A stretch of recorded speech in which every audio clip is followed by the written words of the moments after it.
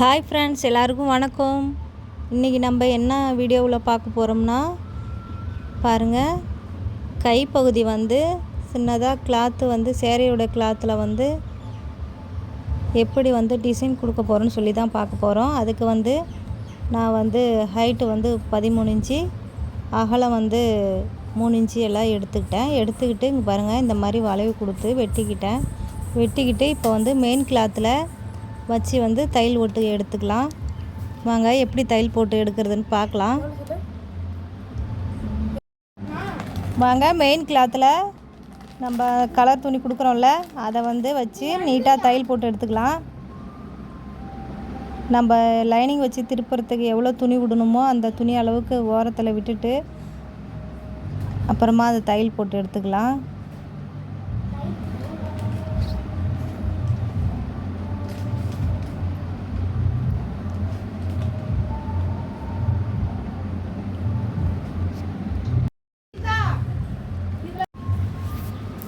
கார்னரில் வச்சு அது மேலே லேஸ் தான் வைக்க போகிறோம். அதுக்காக ஓரத்தில் தையல் போட்டு எடுத்துக்கலாம்.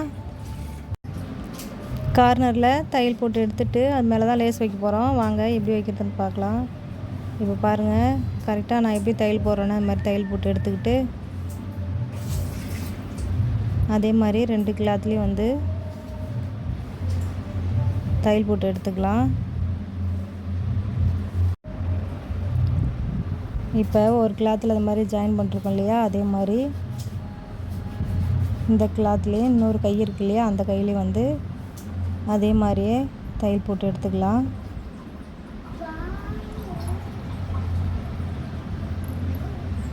சென்டர் பார்த்து வைக்கணும். கார்னரும் கரெக்டாக ஒன்றா இருக்கான்னு சொல்லிட்டு, அப்போ தான் 2 கையும் மாறாமல் கரெக்டாக இருக்கும்.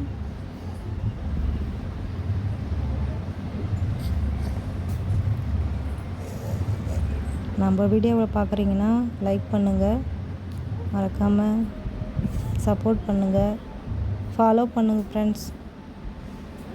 இந்த மாதிரி கையை தையல் போட்டு எடுத்துகிட்டு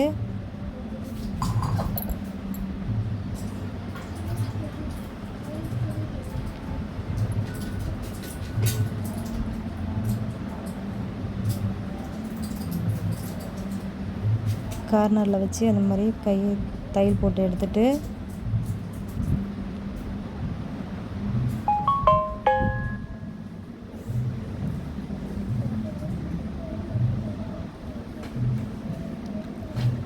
பாருங்கள், 2 ஈவனாக கரெக்டாக இருக்கு இல்லையா, அந்த மாதிரி எடுத்துகிட்டு அடுத்தது நம்ம லைனிங் வச்சுருக்கோம் இல்லையா, அதை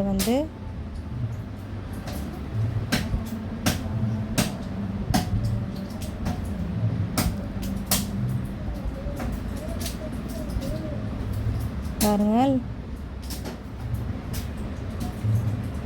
அதாவது மெயின் கிளாத் கீழே இருக்குது, மேலே லைனிங் வச்சு நம்ம தையல் மடித்து தைக்கிறதுக்கு ஒரு 1/2 இன்ச்சு 1/4 இன்ச்சு தையல் போட்டிருக்கேன். அந்த நீட்டுக்கு விட்டுட்டு கீழே கார்னரில் வரைக்கும் நம்ம நீட்டாக அந்த தையல் போட்டு எடுத்துக்கணும். அதாவது நம்ம கலர் துணி வச்சோம் இல்லையா, அது வெளியில் தெரியாமல் அளவுக்கு பார்த்து கரெக்டாக தையல் போட்டு எடுத்துக்கணும்.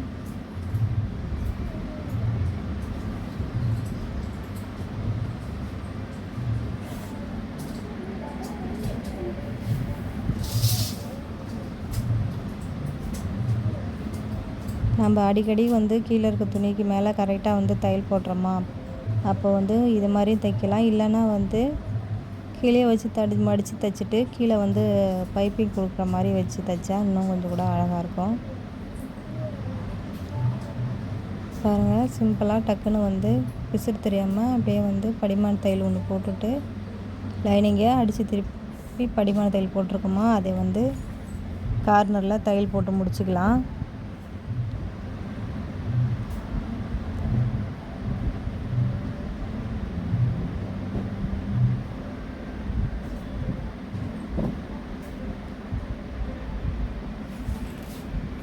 இப்போ லைனிங் தெரியாமல் அளவுக்கு நல்லா மடித்து தேய்ச்சி விட்டுட்டு தையல் பெருசுபடுத்திட்டு பெரிய தையல் வச்சு தையல் போட்டுட்டு மறுபடியும் அந்த தையலை பிரித்து எடுத்துக்கலாம்.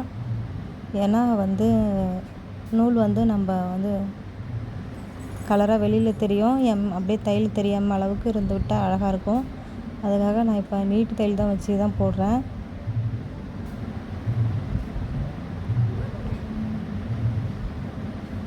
போட்டுட்டு இப்போ லைனிங் மேலே சுற்றியும் தையல் போட்டு எடுத்துக்கலாம்.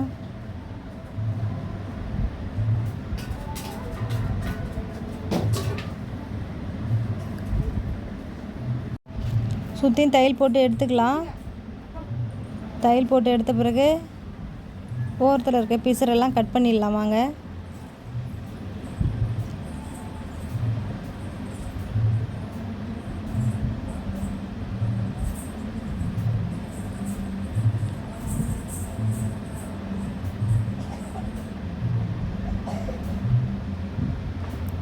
பிசுறு இல்லாமல் கரெக்டாக ஓரத்தில் ஃபுல்லாக கட் பண்ணி எடுத்துக்கலாம். எடுத்துட்டு பாருங்கள், மடித்து பார்த்தா இல்லையா நம்ம சென்டர் வந்து கரெக்டாக வருதான்னு சொல்லி பார்த்தேன். அதே மாதிரி கரெக்டாக இருக்குது.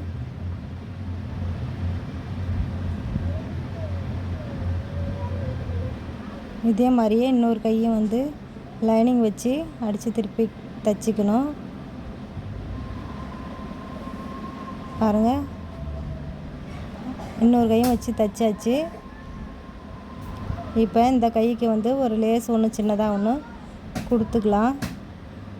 இந்த கலர் வந்து புடவைக்கு கொஞ்சம் மேட்சாக இருந்தது, அதனால் சின்ன லேஸு தான் இது.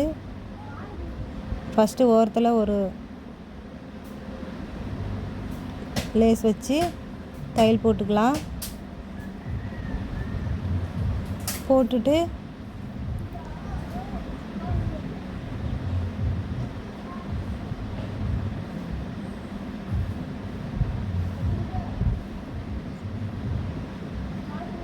பாருங்கள் போட்டாச்சு. அதே மாதிரியே வளைவு கொடுத்து நம்ம எந்த கலர் எப்படி மாடலாக அந்த துணியை வளைவாக கட் பண்ணியிருக்கோம் இல்லையா, அதே மாதிரியே வளைவாக லேஸ் வச்சு பிசுறு வெளியே தெரியாமல் தையல் போட்டுக்கலாம்.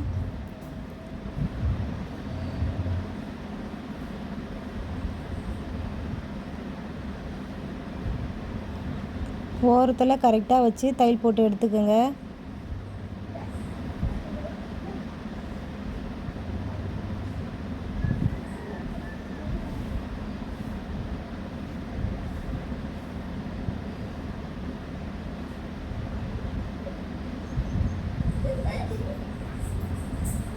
கார்னரில் சென்டர் பார்த்து கரெக்டாக நிறுத்திட்டு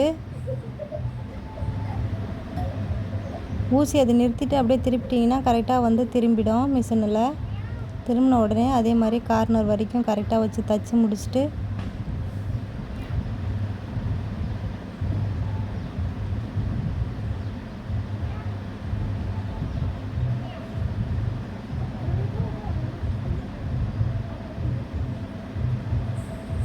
பாருங்கள், தைச்சி முடித்த பிறகு இதோட லுக்கே அழகாக இருக்குது. பாருங்கள் எவ்வளோ அழகாக இருக்குன்னு. அதே மாதிரி தான் ஒரு தையல் போட்டிருக்கோம் இல்லையா, அது மேலே ஓரத்தில் இன்னொரு தையல் போட்டு எடுத்துக்கலாம்.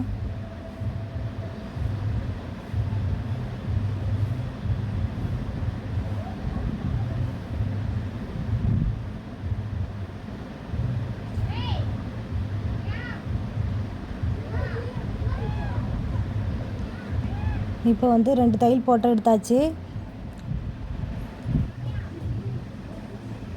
அதே மாதிரி தான் இன்னொரு கையிலையும் வந்து லேஸ் வச்சுக்கணும்.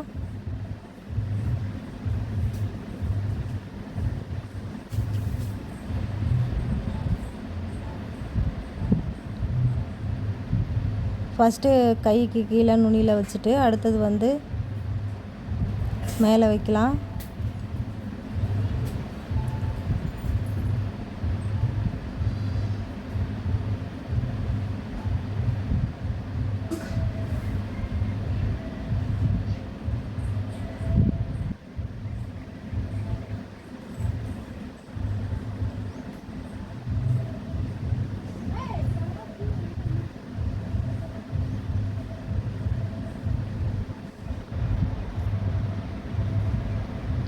ஒரு தையல் போட்டு எடுத்தாச்சு. பாருங்கள் ஃப்ரெண்ட்ஸ், ஒரு தையல் போட்டு எடுத்துருக்கோம். ஒரு கை ரெடி பண்ணிட்டோம். அதே மாதிரி இன்னொரு கையும் வந்து ரெடி பண்ணிக்கலாம். பண்ணிவிட்டு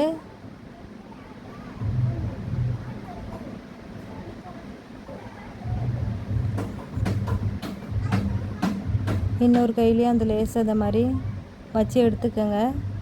பார்க்குறதுக்கு இது ஒன்றும் அவ்வளோக்கா கஷ்டமாக இருக்காது, ஈஸியாக தான் இருக்கும். தச்சு பார்த்துட்டு பார்த்தீங்கன்னா உங்களுக்கு வந்து ரொம்ப பிடிக்கும். நீங்கள் வேணால் ஒரு முறை இந்த மாதிரி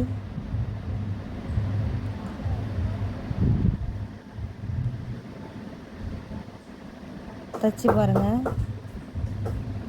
நான் வந்து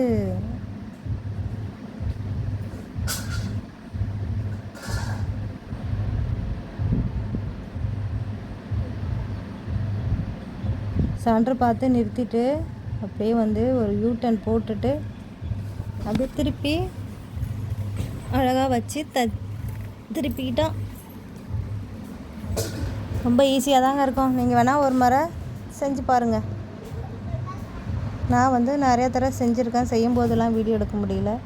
இப்போ தான் நம்ம யூடியூப் சேனல் ஆரம்பிச்சிருக்கிறதால நம்மளும் ஒரு தடவை ட்ரை பண்ணி போடணுன்ட்டு எடுத்து போட்டுட்ருக்கேன். பிடிச்சிருந்தா லைக் பண்ணுங்கள்.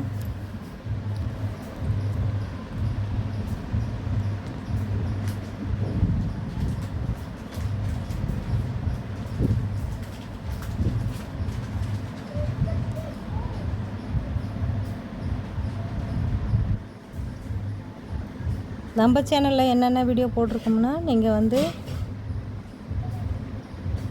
வீடியோவில் போய் பார்த்தீங்கன்னா தெரியும்.